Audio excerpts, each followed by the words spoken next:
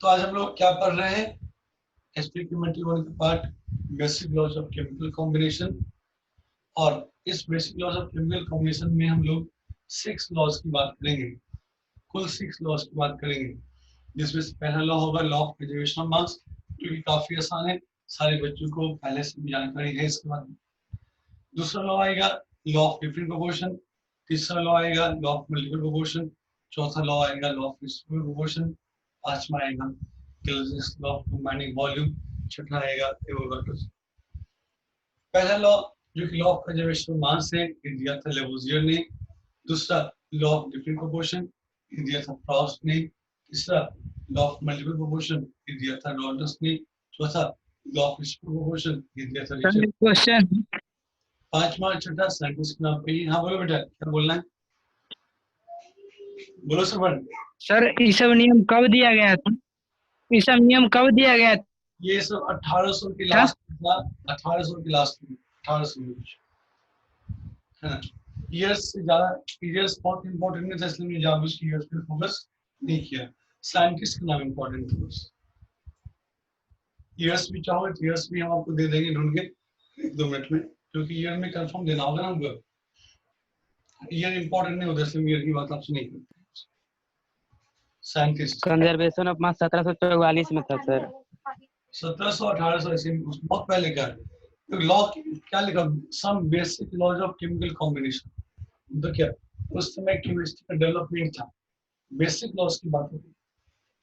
इस लॉ का इनफैक्ट आज की डेट में कोई यूज है ही नहीं। उन सारे यूजेस को हम पहले से समझते ही जानते हैं। लॉ को पढ़ लोगे, समझ लोगे तो आपको समझ में आएगा इन सारे लॉज को पढ़ने का कोई खास मतलब नहीं है। लेकिन केमिस्ट्री कैसे आगे बढ़ा, इस चीज को समझने के लिए इन लॉज को आपको पढ़ाया जाता है, समझाया जाता है। कोई भी चीज एक ही बार में बहुत आगे नहीं बढ़ती, स्टेप बाय आगे बढ़ती, धीरे धीरे आगे। तो हम लोग बात कर रहे हैं आपसे basic laws of chemical combination की, जिसमें 6 लॉ है ना। Law of conservation of mass, law of different proportion, law of multiple proportion, law of distributive proportion, law of combining volume and Avogadro's law. बस इन 6 लॉज पे हम लोग एक एक करके बात करेंगे। बेसिक लॉ है सर, बहुत यूजफुल नहीं है, अगर स्टूडेंट है वो जानना जरूरी है। तो सबसे पहला क्या है बेटा? लॉ ऑफ कंजर्वेशन ऑफ मास। ये हमें पूरा भरोसा है कि हमारे सारे बच्चों को आता होगा, बट आपके मुंह से हम जानना चाहेंगे कि लॉ ऑफ कंजर्वेशन ऑफ मास क्या कहता है। बताओ बच्चों, लॉ ऑफ कंजर्वेशन ऑफ मास का स्टेटमेंट क्या है? मास के अंदर भी क्रिएट बाकी केमिकल इक्वेशन में जो होता है रिएक्टेंट का प्रोडक्ट मास ऑफ प्रोडक्ट। बिल्कुल सही है। इसी वजह से मास क्या है? कंजर्व है, टोटल मास कंजर्व है, बिल्कुल सही है। लेकिन ये जो डिफरेंशियल कहा जाएगा मास के neither created nor be destroyed, ये बहुत केमिकल सेंस नहीं दे रहा है। हम केमिस्ट्री में इस लॉ को पढ़ रहे हैं, थोड़ा सा बदलाव लाएंगे, थोड़ा सा हम लोग बदलाव लाएंगे, केमिस्ट्री की कॉन्टेक्स्ट में बात करेंगे। वैसे जो आपने बोला है वो बिल्कुल सही है। मास के neither created nor be destroyed, वो भी सही है। बट हम केमिस्ट्री सेंस में आपसे कहेंगे तो हम आपसे ऐसे बोलेंगे, in any reaction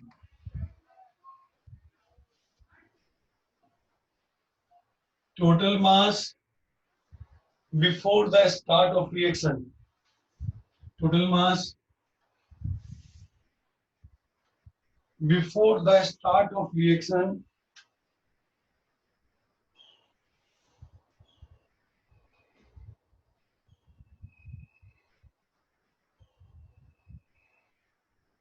and after the reaction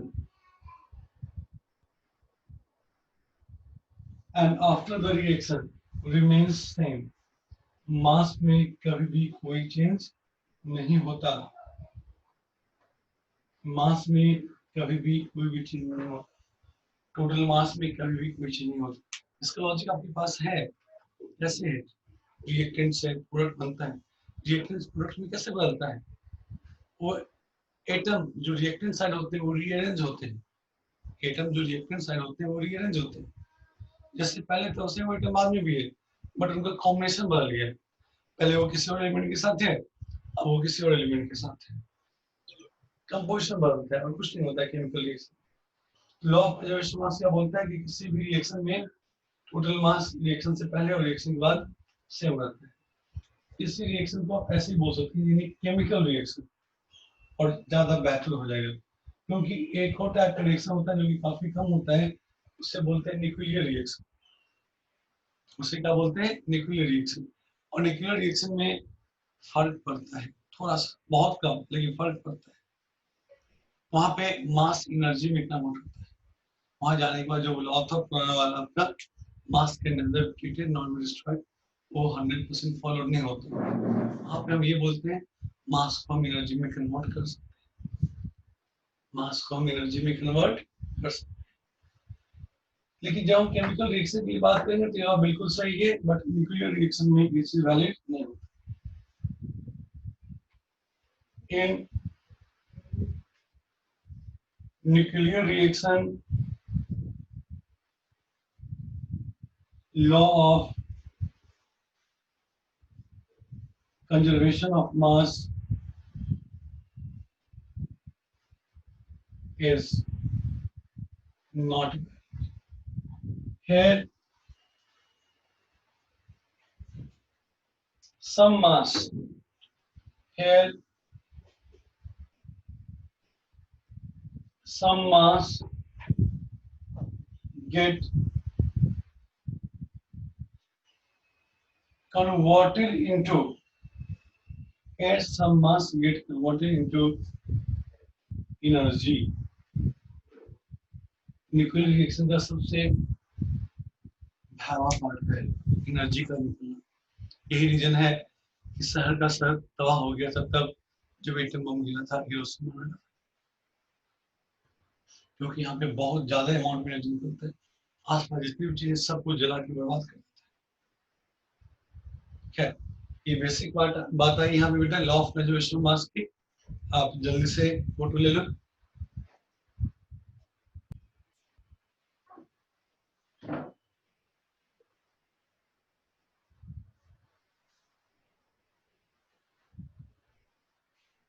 तो basic laws of chemical combination में हम लोग अभी बात करें किसके बारे में? Law of conservation of mass के बारे में, कि मास किसी भी रिएक्शन में कंजर्व होता है।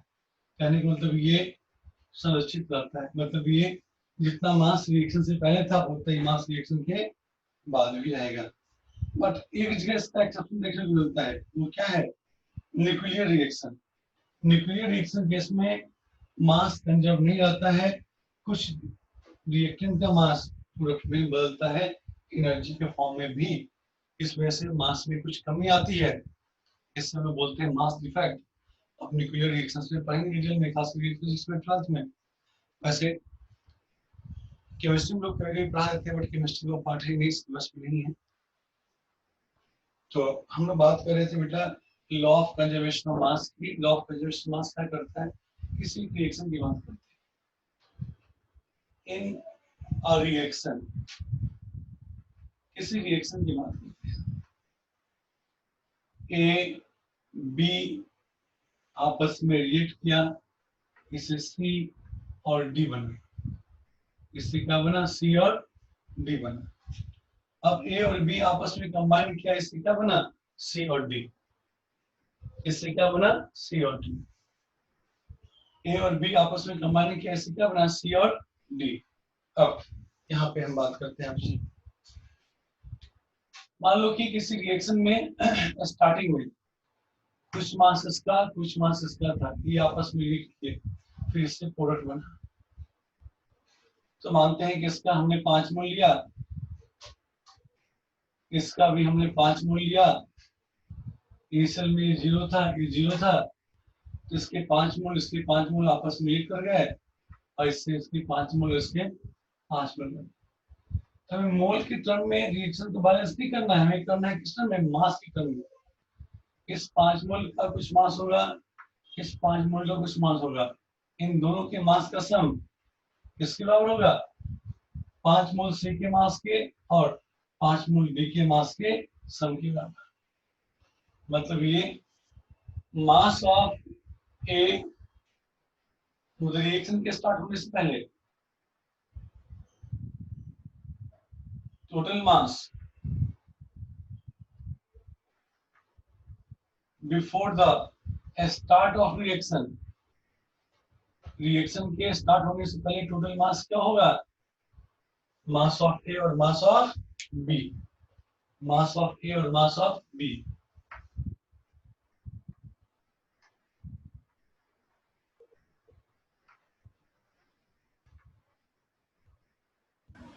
Total mass before the start of reaction क्या होगा? Mass of A and mass of B.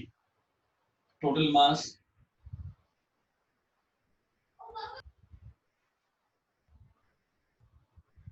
After the reaction क्या होगा? Mass of C and mass of D. Reaction से पहले के मास, रिएक्शन के बाद के मास, और दोनों मास क्या होगा? बराबर होगा। दोनों मास की वैल्यू क्या होगा? बराबर होगा। मतलब mass of A plus mass of B initially taken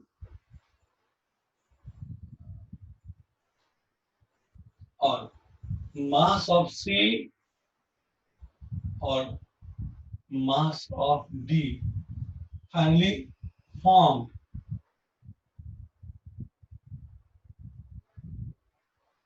finally ये जो बनेगा तब की बात है, तो मासेस की वैल्यू बराबर होगी। पहले जो बना और बाद में जो बना वो क्या होगा? बराबर होगा। Mass of A mass of B will be same as mass of C and mass of D. Will be same as mass of C and mass of D. अब हम बात करेंगे कुछ, यहाँ पे हम बात करें कुछ और आपसे, जैसे कि ये रिएक्टर का मास और वो प्रोडक्ट का मास दोनों बराबर होंगे। एक बात आप सही कहना चाहते हैं, कुछ कुछ रिएक्शन ऐसे होते हैं जिसमें एक रिएक्टेंट पूरा रिएक्ट कर जाता है, दूसरा रिएक्टेंट भी रिएक्ट करता है, लेकिन उसका मास कुछ बच जाता है। कब? जब उसका मोल जितना होना चाहिए उससे ज्यादा मिलेगा। जैसे कि पहले वाले रिएक्शन की बात, ए का हमने 5 मोल लिया रिएक्शन के लिए और बी का हमने 10 मोल ले लिया, तो क्या होगा? इसके 5 मोल इसके 5 मोल के साथ रिएक्ट करेगा, 5 मोल बच जाएगा, 5 मोल बच जाएगा। तो ऐसे रिएक्शन को बोलते हैं लिमिटिंग रिएजेंट वाले रिएक्शंस। ऐसे रिएक्शंस को क्या बोलते हैं? लिमिटिंग रिएजेंट वाले रिएक्शंस। समझे बात को? वहां कुछ चीज बच जाता है, कुछ चीज खत्म हो जाता है। तो ये कब की बात है? जब वहां पे कोई भी रिएक्टेंट नहीं बचता है, ये तब की बात है। एक कब? जब when no one is limiting reagent, when no one is limiting reagent, when no one is limiting reagent, तो ये वाला। और तब जब हम बात करते हैं आपसे लिमिटिंग रिएजेंट की, तो क्या होगा? Total mass before the start of reaction, मतलब mass of A plus mass of B equal to mass of D C plus mass of D. इसके साथ एक और बात करेंगे, क्या? रिएक्शन का जो पार्ट बचा हुआ है plus remaining part of the reaction. कभी कभी ऐसा होता है जहां पे रिएक्टेंट का कुछ हिस्सा बच जाता है, पार्ट के जगह बोलेंगे remaining mass of the reactant. ये किसका बनता है? जब हम ऐसी रिएक्शंस की बात करते हैं जहां पर रिएक्शन में कोई ना कोई बचता है, इसी की बात कब करेंगे? when some of the reactant is present after the reaction। कभी कभी ऐसा हो सकता है कि रिएक्टेंट का कुछ हिस्सा बच जाए, तो उसके से हम लोग क्या बोलेंगे, उसके से बोलेंगे हम लोग इनिशियल मास हमने जितना लिया था, इनिशियल मास, उसमें से जिसको रीड करना वो करेगा, जितना क्रिएट किया उसके अकॉर्डिंग प्रोडक्ट बना, मास ऑफ प्रोडक्ट फॉर्म। अगर कोई रिएक्टेंट बचा है तो उसका भी बचा हुआ मास, मतलब ये कहने का total mass before the start of reaction, इसका मतलब total mass before the start of reaction, total mass before the start of reaction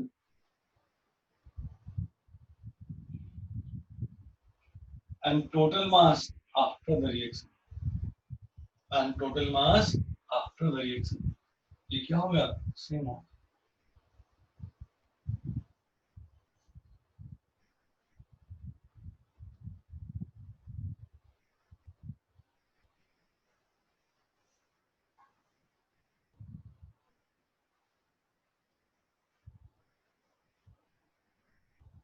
total mass after the reaction, reaction के बाद टोटल मास का मतलब क्या, जो प्रोडक्ट बना और साथ साथ जो कुछ बचा हुआ है वो भी प्रोडक्ट ही कहलाता है। रिएक्टेंट का जो कुछ हिस्सा बचा हुआ है वो भी क्या कहलाता है, प्रोडक्ट ही कहलाता है। तो डिफरेंशिएशन अपनी जगह बिल्कुल सही था, total mass before the start of reaction and total mass after the completion of reaction. Completion बाद क्या रहेगा, प्रोडक्ट रहेगा और बचा हुआ रिएक्टेंट भी रहेगा। तो डिफरेंशिएशन अपनी जगह कंप्लीट है, बस बात को आपको अच्छे से यहाँ पे देखना है और समझना है। सही बात समझ में, बोलो, बात समझ में आ गई है? Yes sir. यस सर, ठीक है, एक्सेप्ट कर लीजिएगा। ठीक है, ठीक है, ऑटो एक्सेप्ट मोड में डाल दिया, अभी हो जाएगा। हाँ, तो हम लोग बात कर रहे थे अभी किसके बारे में, किसी केमिकल रिएक्शन के बारे में। क्या रिएक्शन से पहले का टोटल मास और रिएक्शन के बाद टोटल मास हमेशा बराबर होगा। इसमें क्वेश्चन कैसा बनेगा, क्वेश्चन क्या बनेगा, इसका मान दे देगा, इसका मान दे देगा, इसका मान दे देगा, पूछेगा इसका मास क्या है। समझ बात को, 4 में से 3 डाटा दे देगा, पूछेगा चौथा क्या होगा, जो बचा हो। या ए बी सी डी सबका मान दे देगा, पूछेगा ये किस रूल को फॉलो करता है। जैसी बात है law of conservation of mass, law of conservation of मास सारा का सारा केमिकल रिएक्शन फॉलो करेगा। लॉ ऑफ कंजर्वेशन ऑफ मास सारा का सारा केमिकल रिएक्शन फॉलो करेगा।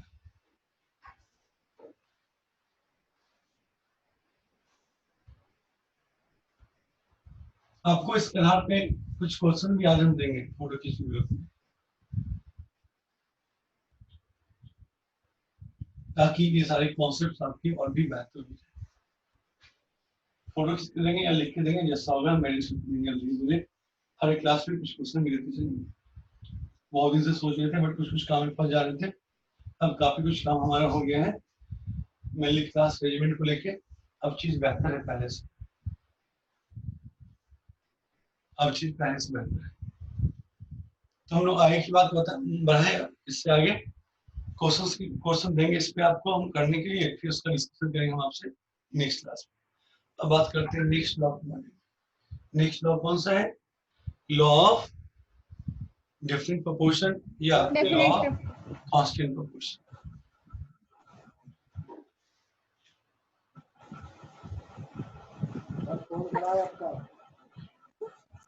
Law of definite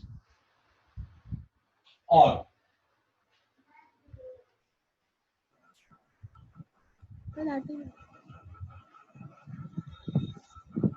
constant proportion, law of definite और कांस्टेंट प्रोपोर्शन। अब पहले समझिए इस लॉ के बारे में। ये लॉ आपसे कहता है, ये लॉ कहना चाहता है आपसे सर वो चल रहा है वीडियो रुक रुक कर सर। क्या हुआ बेटा, फिर से बोलो दिवाकर। सर वो थोड़ा थोड़ा सर वो थोड़ा थोड़ा वीडियो रुक रहा है सर, थोड़ा थोड़ा।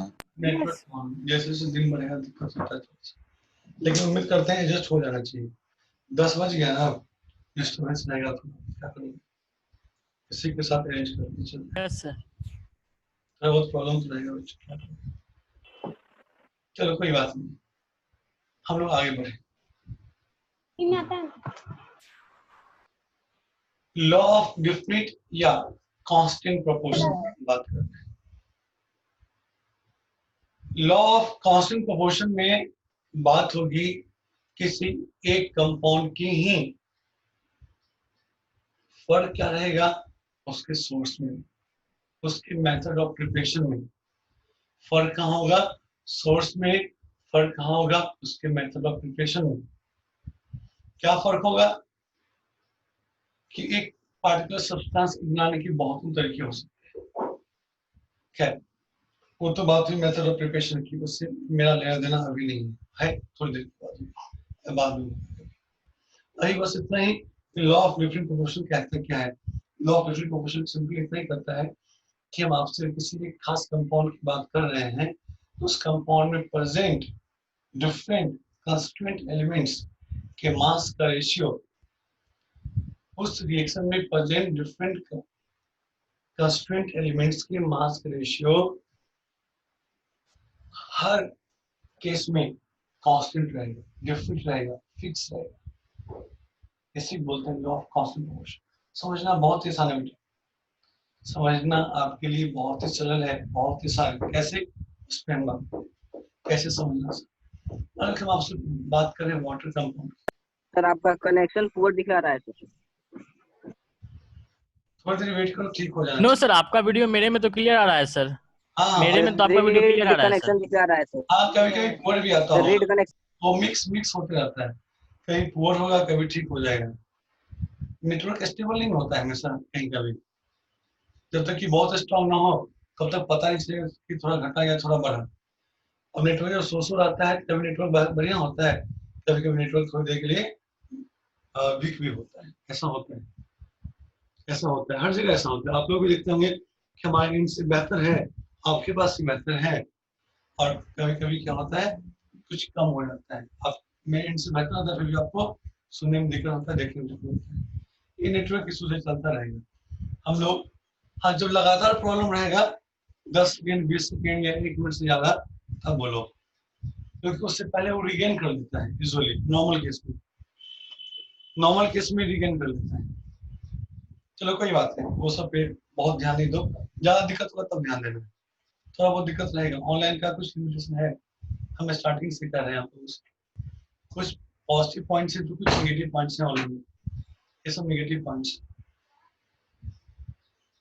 ब्रॉडबैंड लगाने के बाद भी कभी कभी यही प्रॉब्लम हो जाता है, ब्रॉडबैंड भी स्टेबल नहीं होता। सबका लिमिटेशन है, उसके कुछ पॉइंट पे हम लोग अपना टाइम बर्बाद ना करें। जब जहाँ जैसे जो बेहतर ऑप्शन होगा उस पर हम भी काम करेंगे, उस पर आप भी काम करेंगे। हम भी नेट की स्पीड को हर तरीके से बढ़ाना चाहेंगे, आप भी नेट की स्पीड को हर तरीके से अपना बढ़ाइए, ताकि हम लोग मिलजुल के बेहतर माहौल क्रिएट करें पढ़ाई को लेकर, है कि नहीं?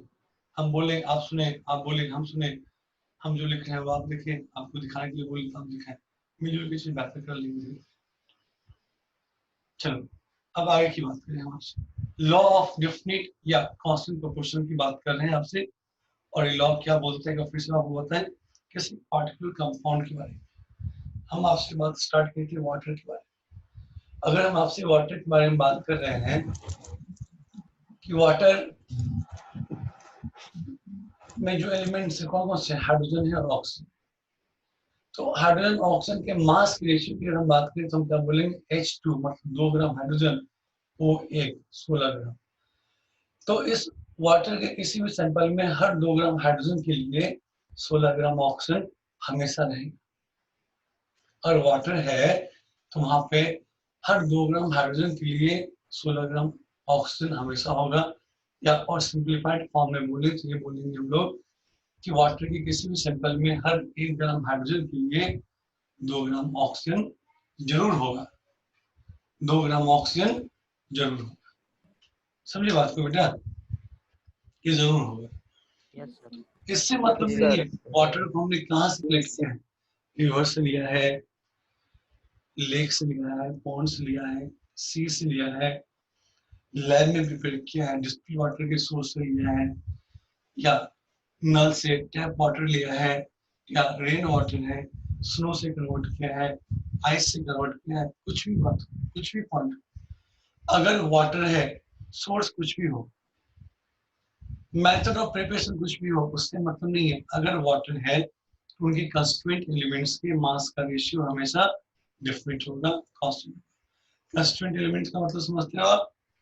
वो एलिमेंट जिनके मिलने से वो पार्टिकुलर कंपाउंड बना है, उसको क्या बोलते हैं? Constituent element. कंस्टिट्यूट करता है, बनाता है किसी भी कंपाउंड, उसे क्या बोलते हैं? Constituent elements. तो लॉ ऑफ डिफरेंट प्रोपोर्शन आपसे क्या करता है बेटा? लॉ ऑफ डिफरेंट प्रोपोर्शन आपसे करता है ratio of mass of constituent element, ratio of mass of constituent element present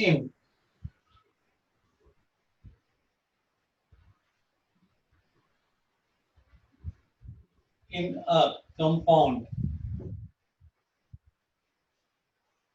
is always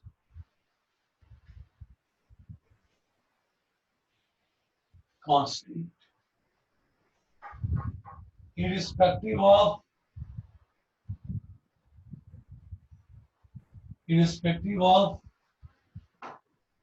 its source or method of preparation or method of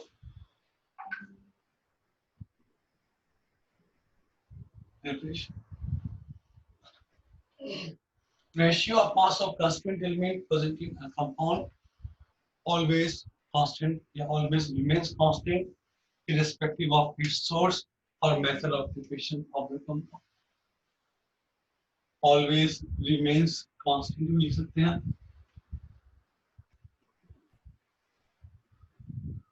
मतलब कहने का ये कि अगर हम आपसे एक पार्टिकुलर कंपाउंड वाटर की बात कर रहे हैं, वाटर हमने कहीं से भी कलेक्ट किया हो, रिवर से, लेक से, पॉन्ड से, लैब में हमने प्रिपेयर किया हो, लैब में भी प्रिपेयर करने के बहुत सारे मेथड्स होते हैं, या डिस्टिल वाटर के फॉर्म में, टैप वाटर के फॉर्म में, बोरिंग वाटर के फॉर्म में, कुछ भी कह लो, ग्राउंड वाटर के फॉर्म में, स्नो के फॉर्म में, आइस के फॉर्म में, जिस किसी फॉर्म में, क्लाउड के फॉर्म में, जिस किसी भी फॉर्म में वाटर है, किसी भी फॉर्म में, कोई सोर्स हो सकता है, कोई मेथड हो सकता है, लेकिन हर केस में जो इनकी एलिमेंट्स है, कंस्टिट्यूएंट एलिमेंट, हाइड्रोजन और ऑक्सीजन के मास का रेशियो हमेशा कुछ इस तरीके से होगा कि हर 2 ग्राम हाइड्रोजन के लिए 16 ग्राम ऑक्सीजन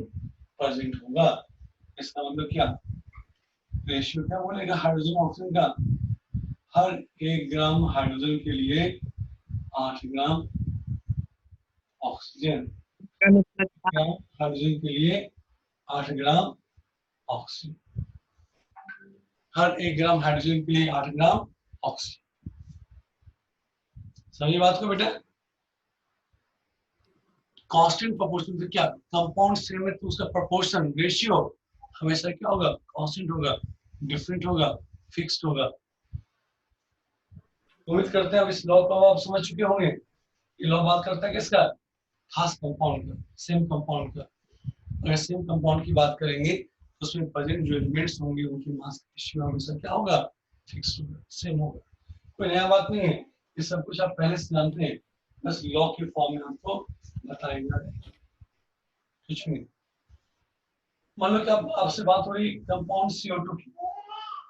CO2 तो प्रिपेयर करने की बहुत सारे मेथड हो सकते हैं,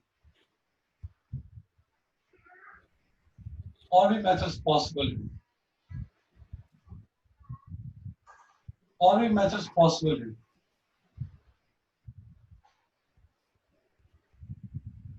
मेथड कोई भी हो, irrespective of method of preparation of CO2, carbon और ऑक्सीजन के मास का रेशियो क्या होगा? हर 12 ग्राम कार्बन के लिए 32 ग्राम ऑक्सीजन रहेगा ही रहेगा। इसका मतलब क्या हो गया बेटा? इसका मतलब क्या हो गया? कार्बन और ऑक्सीजन का रेशियो यहाँ पे हम क्या पाएंगे? 3:8। हर 3 ग्राम कार्बन के लिए 8 ग्राम ऑक्सीजन रहेगा ही रहेगा। हर 3 ग्राम कार्बन के लिए 8 ग्राम ऑक्सीजन रहेगा ही रहेगा। ठीक है, अभी डिस्कनेक्ट होने वाला है बेटा, थोड़ी देर में हम आपको फिर से लिंक भेजेंगे, आप फिर से जुड़ जाइएगा। ठीक है ना, टाइम काफी कम बचा है। Okay sir. कार्बन ऑक्सीजन के मास रेशियो जब भी होगा तो वो डिफरेंट होगा, वो फिक्स होगा, डिफरेंट होगा और फिक्स रहेगा हमेशा, ये तय है। इसी को क्या बोलते हैं? Law of constant proportion, constant ratio. Elements के मास रेशियो हमेशा कांस्टेंट होगा। इसका भी एक एक्सेप्शन बनता है, जैसे last time law of conservation mass में हमने बात की थी आपसे एक्सेप्शन के बारे में। केमिकल रिएक्शन में एक्सेप्शन नहीं दिखा था, लेकिन न्यूक्लियर रिएक्शन में दिखा था। ऐसे ही बस यहाँ पे एक पॉइंट जान लेना है आपको कि आइसोटोप